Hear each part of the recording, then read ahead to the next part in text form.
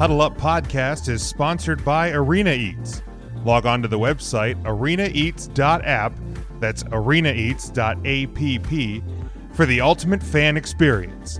At your favorite sports venue, Arena Eats mobile app, pre-order, express pickup, and in-seat delivery. How do you place your order?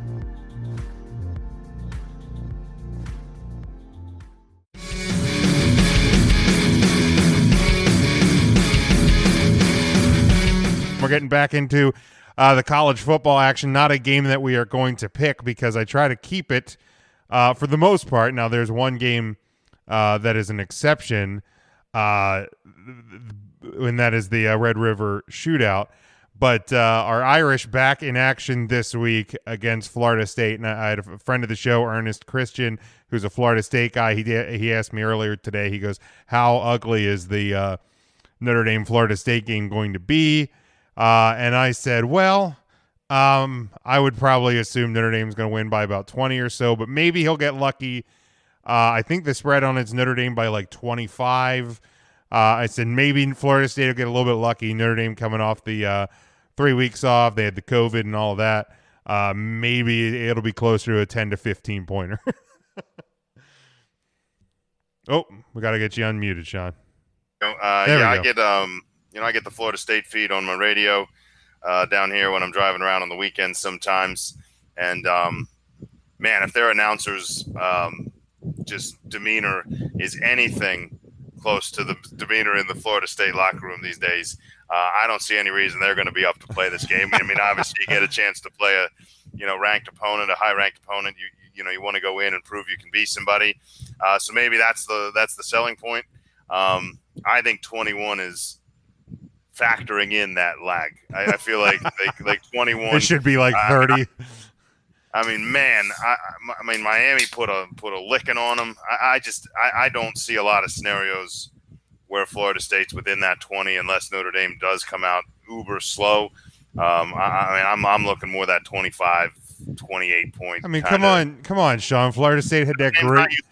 They had that great come from behind victory against Jacksonville State this past week. Thing sucks. Oh man, yeah, and I was watching like that game. The fact that they got back in it is impressive. The fact that Jacksonville State is embarrassing. So it's kind of one of those. Can you even really? I mean, I guess you celebrate it because you got to celebrate the wins that are there. Right. Go out there, have a few beers. May as well not social distance because you're not going to affect anybody else's good time. Say you're not the you're probably not going to get anywhere close to the opposing team, so it's not going to matter. Yeah, I mean, you're not tackling them anyway. All right, let's let us start though with the Red River rivalry. I did say shootout earlier. I think that's what they used to call it. Number 22 Texas against 1-2 Oklahoma. Oh boy, nobody could have seen what has happened so far with the Oklahoma Sooners. Their football team reminds me of the Sooner Schooner from the other year when it just toppled over. It just brutal. The difference is that Schooner, it got on the field at least. Well, that's the difference. The difference is that one at least made it out past the band there for a brief second. I don't think Oklahoma just has not looked like Oklahoma, and at this point, they're just fortunate to still be a 2-point favorite in this game, at least according to my spread. Yeah, I have 1.5, so it's right around there on that line. And if I'm Texas, this one at noon Saturday, the over/under 72.5. So it's a Big 12 special. Should have set it at 90. Noon. This one, of course, at the Cotton Bowl. This one is on Fox. If I'm Texas, man, and not that Texas is really anything to write home about. And obviously, we were talking in the preseason when we're predicting of who might end up in the college football playoff. I think at that point, the Big Ten didn't look like they were in play. The Pac-12 didn't look like they were in play. But the prospect of a potential one loss like Notre Dame or Clemson, if that loss is to each other, is getting a lot richer with what's happening in the Big 12. I mean, the Pac-12 or Big Ten champions going to have to get through perfect and convincing to get in because of the short schedule, especially the Pac-12. I mean, you're going to have, if you have a margin of victory less than 10 in any game, you're probably not going to sniff a college football playoff. But if I'm Texas, I'm taking this being an underdog. To me, that should be bulletin board material enough based on what we've seen out of Oklahoma. I like Texas here to cover. I like them to win, and I don't care if it's 72.5, 172.5. It's the Big 12. I'm taking the over. Yeah, I think Texas is licking their chops here on this one, and why wouldn't you be? The only downside for Texas is you can't catch them by surprise because they're surprised. So they didn't expect to be in this point. Downside for Texas is I still think deep down inside Oklahoma is the better team somewhere, I think at this point, if you're looking for a way to salvage a shortened season and kind of get your things turned around, this is going to be a heck of a get-up game for them. I think Oklahoma turns it around. I think Oklahoma gets the wheels spinning. I think the offense starts clicking. They got way too much talent for it to keep carrying on. I think Texas. I always like trying to pick Texas in this game, but usually they're the underdog, and unfortunately they're not that dog in this fight right now, despite what the spread says. So I'm going to take Oklahoma to cover pretty easily, but I'm with you. There is no way in this game I'm taking the under. You couldn't pay me to take the under. You could place the bet for me, and I still just be like, if it wins, you just take it. That's just bad juju to bet the under in the Big 12 and win. So yeah, I'm with you. Yeah, no doubt. All right, let's move to some SEC action. Number 4, Florida. They are 2-0. They're a 6.5-point road favorite at number 21, Texas A&M, who are 1-1. 58.5 is the over/under on this one. This one also 3 big games at noon this week. So I hope you have some extra screens handy or tablets or something ready for this Saturday in college football. This one Saturday at noon on ESPN. I like Florida here. Texas A&M. They kind of hung with Bama a little bit, on Saturday, but Bama obviously picking up the victory. So I think I might take Texas A&M to cover the 6.5. And at 58.5, the SEC loves to score too. Like I remember it wasn't much more than a couple of years ago that the SEC was lauded as this great defensive conference, and we see these SEC matchups going for 60, 70, 80, 90 points. So I'm going to go the over on this one. I'm going to take a high-scoring game between Florida and Texas A&M here in a shootout, but Texas A&M to cover the 6.5. Florida wins, though. Yeah, this is a tough one for me because I coming out of the shoot, I had A&M being a pretty solid dog in the SEC fight, and I don't think that the loss to Alabama necessarily means anything. I don't think anyone expected them to win that game. But there's just not a lot of track record for either team. And Florida does look real good. So, it's real hard to pick against them. But I think that 21 in front of Texas A&M is a low number. I think when all said and done, they're going to be a little bit higher than that. But the downside is it's going to take a while because I think you're right. I think Florida comes out here. It's kind of a chance for them to make a bit of a statement and say, you know what, we're not, we're here as another team in that top 5 struggle in the playoff. I'm all for A&M proving me wrong. I think it's very realistic to think it is. But you're right, it's going to be close. I think for most of the game, I'll take the opposite though. I'll take Florida to cover and win. I'll take them by the full touchdown there, and I guess I'm with you. I'm going to go over. I feel like it's going to be push, and then Florida pulls away.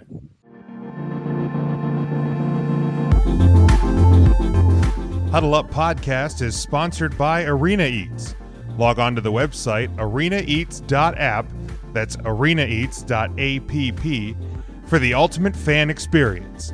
At your favorite sports venue, Arena Eats mobile app, pre-order, express pickup, and in-seat delivery. How do you place your order? All right, let's move noon on Saturday on ABC. Number 19, Virginia Tech 2-0. At number 8, North Carolina also 2-0. This one North Carolina is a 4-point favorite. 58 is the over-under on this game. Virginia Tech wants to make a statement of who they are and who they're going to be in this ACC. I think that this Saturday is a great time to do it. I don't think either of these teams are truly going to compete for the conference title this year, just because of it being just the number 1 and number 2 team, and because Notre Dame is in the mix this year. So in a way, I kind of feel bad for these teams, but I'm going to go might go a little bit of an upset special here. I like Virginia Tech to cover and pull the upset over North Carolina, and I'm going to actually take the under. I think if Virginia Tech is going to win this game, they're going to have to control the clock, control the game, keep North Carolina's offense off the field a little bit. So with that, I'm going to go Virginia Tech to pull the upset and the under of the 58. Yeah, I was dreading picking this game, and I didn't know which handful you were gonna throw at me here, and that A&M game and this game were two that I was just dreading picking, because I think this one you had like some canceled games and some postponed games in their schedule, and it didn't give me a lot to go on. I think Virginia Tech's a real good team. I don't know that they're going to even wind up in the top 20 when it's all said and done. And I think that trip kind of out of it starts this week. I don't think North Carolina is a top 10 team either. I think they're a bit inflated right now, and for all intents and purposes, I could see your pick making it on this one, but I personally don't think it's gonna. I think North Carolina takes this one, kind of hangs around in the top 10 a little bit longer before getting deflated themselves. I'm gonna take North Carolina to win and cover, and 60 is a high number. I'm going to stick with you, though, on the under. I don't think either team's going to put up enough against each other to hit that mark, and we'll keep it under with you, but I'm going to take the other side of that coin. All right, very good. Then we go to the SEC, number 14 Tennessee, who currently holds tied with Air Force, and only Air Force because Notre Dame had to postpone a week. But with the longest winning streak in the country, 9 games for the Tennessee Volunteers. They're 2-0. They go into number 3, Georgia, as who is a 12.5 point home favorite, who is also 2-0. 44.5 is the number on this one. 3:30 on CBS. And honestly, and this is not discrediting Tennessee or I think even overinflating Georgia, but if you look at 12.5 points for Georgia, 44.5 as the over-under number, that should tell you everything anybody actually believes what Tennessee is. And they're on the upswing. I'm not going to pretend that they're the same team that was 3-9 a few years ago or whatever they were. But they're also not. They're not to the top of the SEC yet. They're building on it. There's something is kind of special happening with the Tennessee Volunteers. They're not going to beat Georgia.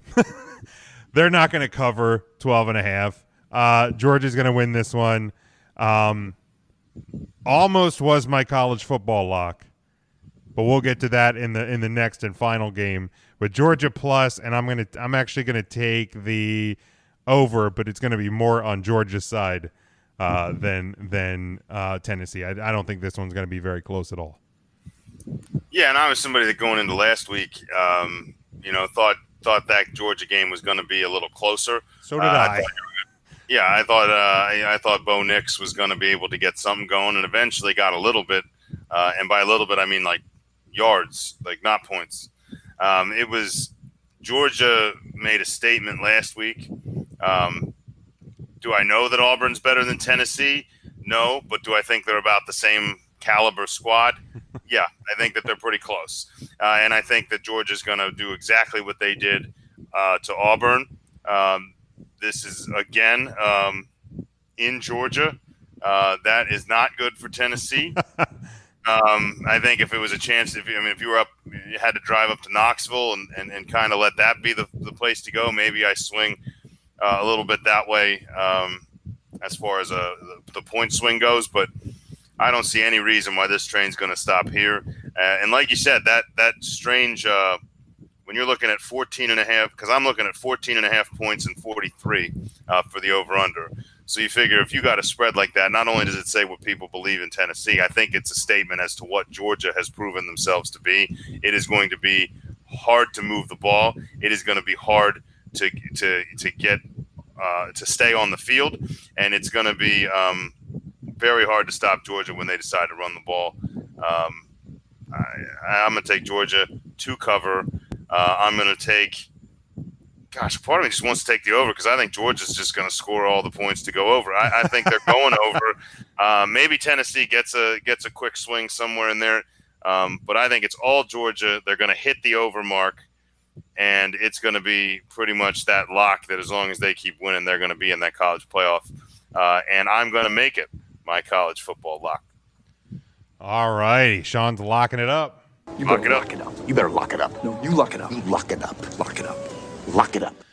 Now we're going to go to my game that will be my lock it up, and I'll hit the button in a minute, is number 7, Miami, Florida. They are 3-0 at number 1, Clemson, who is also 3-0. Clemson, 14.5 point home favorite. 61 is the over-under line on this one. This one's a night game. It's like the third week out of 5 that College Game Day is at a Miami, Florida game, but spoiler alert, probably going to be the last time.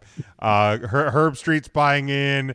Analysts around the country are buying in. This one's 7:30 on ABC. People are buying in on Miami, and if anything's been proven over the past couple of years, once 65% or more of the sports analyst world start buying in on Miami, sell. It's going to get ugly. It's in Clemson.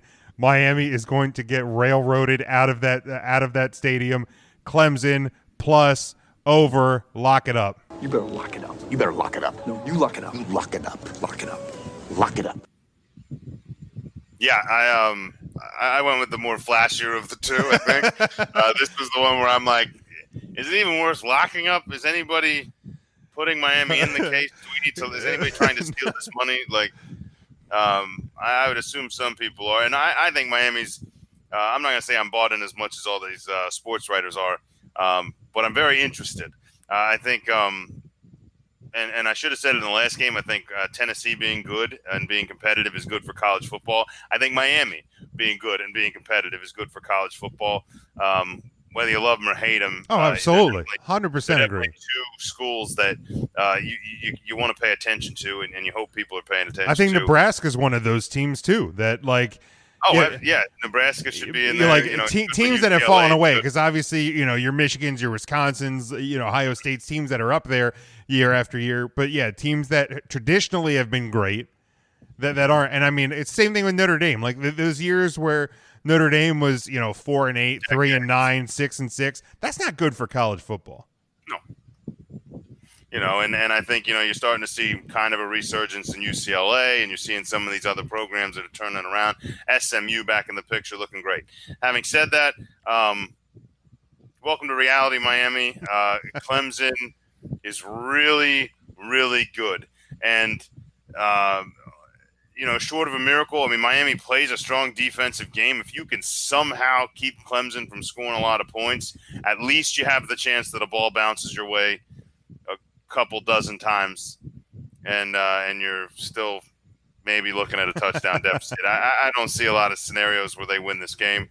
I'm hoping these people buying in don't just jump ship right away, but you will be in a few weeks.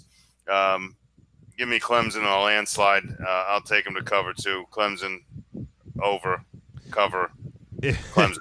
If I'm Miami, I'm just leaving that turnover chain in Miami. Like, just don't bring it. It's probably not going to find its way out of the case anyhow. Certainly don't book a hotel room because you're just going to want to go home. Yeah, just get there, get your ass kicked, and then go home. And home.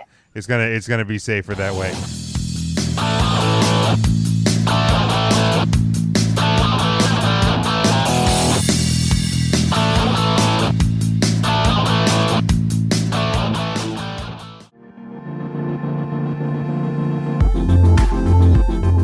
Huddle Up Podcast is sponsored by Arena Eats.